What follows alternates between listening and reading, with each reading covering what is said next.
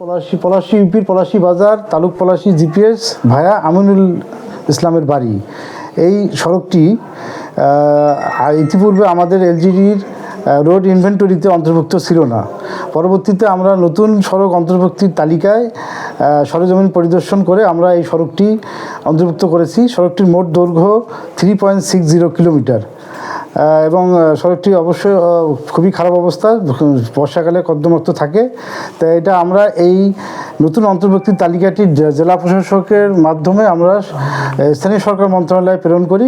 পরবর্তীতে সেখান থেকে আবার কোয়ারি করার জন্য আমাদের কাছে আবার প্রেরণ করা হয়। সেটা আমরা আবার অধিকতর যাচাই বাছাই করে আমরা আবার পুনরায় এটা আমাদের জেলা অফিসে প্রেরণ করেছি। ইতিমধ্যে হয়তোবা মন্ত্রণালয় এটা সেখান থেকে প্রেরণ করেছে। তো এটা ওখান থেকে অনুমোদিত হলে গেজেট আকারে প্রকাশ হলে আমাদের ইনভেন্টরিতে এটা অন্তর্ভুক্ত হবে এবং পরবর্তীতে এই সড়কের আইডি নম্বর দিয়ে আমরা এর উন্নয়ন কাজ বাস্তবায়ন করতে পারবো। ভাই ইলেকশন আছে, সবাই খালি আশ্বাস দেয়, ভোট নিয়ে যায়, ইলেকশন শেষ হয়ে গেল, ওই আমাদের প্রতিশ্রুতিও শেষ হয়ে গেল, রাস্তায় পড়ে থাকিল, ওই আমাদের যাতায়াত দুর্ভোগ, ওই দুর্ভোগেই পানি আসলে আমাদের ওই কাচনি গড়িয়ে স্যান্ডেল ঘাড়ত নিয়ে যাওয়া লাগে বাজার, আবার বাজার থেকে আসার সময় আবার ওই একই অবস্থা। আমাদের এই দুর্ভোগ দেখার মতো কেউ নাই ভাই। এই রাস্তার জন্য এটা বিয়ে সাথে যদি আলাপ আলোচনা করলে রাস্তা নাই, ওটা বিয়ে করবে যা কী হয়। কাঁচা বাজার কই এতে অনেক দূর যাইতে হয় হাঁটি হাঁটি, এদিকে তো গাড়ি ঘোড়া চলে না, এদিকে তো গাড়ি ঘোড়া আসি না, এই যে গাড়ি ঘোড়া না চললে হাঁটি হাঁটি যায় তারপরে খরচ করে আনতে হয়।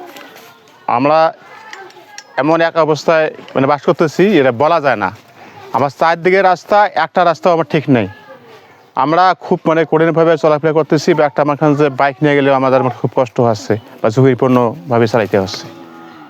এটার জন্য কাজটা হয় যেটা আমরা চাই। রাস্তাটা আজ কয়েক বছর থেকে এই রাস্তাটা অনেক মন্ত্রী গেছে, কিন্তু এই রাস্তাটা চোখ দেয় না, বুঝছেন।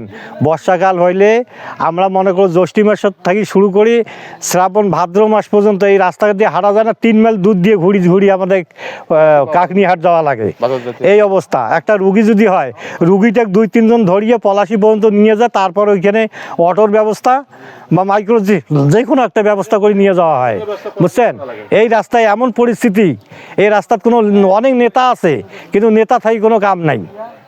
এই অবহেলিত রাস্তা, এটা দীর্ঘদিন 88 সালে এই রাস্তার সমাজ চেয়ারম্যান মাটি ফেলাইছে, তখন থেকে আর কোনো মাটি পড়ে নাই, কেউ দেখেও না।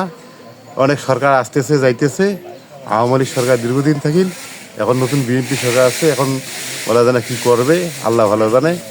আমাদের এলাকার লোকের দাবি, এই রাস্তা দিয়ে বর্ষাকাল হইলে গাড়ি তো দূরের কথা, মানুষ হাঁটতে পড়ে যায়, সে চলে না, খুব কষ্ট পদ্ধতি চলতেছি। আর 20 বছর আগ থেকে যে সবাই আইসে ভোটের কথা কয় যে আমরা রাস্তা করবো, আমাদের ভোট দেন, আমরা ভোট দেই, আর ওই যে চলে যায়, এ পর্যন্ত আর কেউ এই রাস্তার আমাদের কাজ করলো না।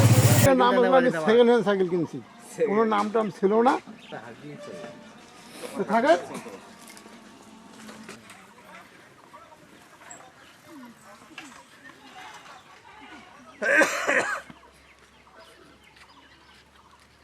কি জানি হলো নড়ে উঠলো, কি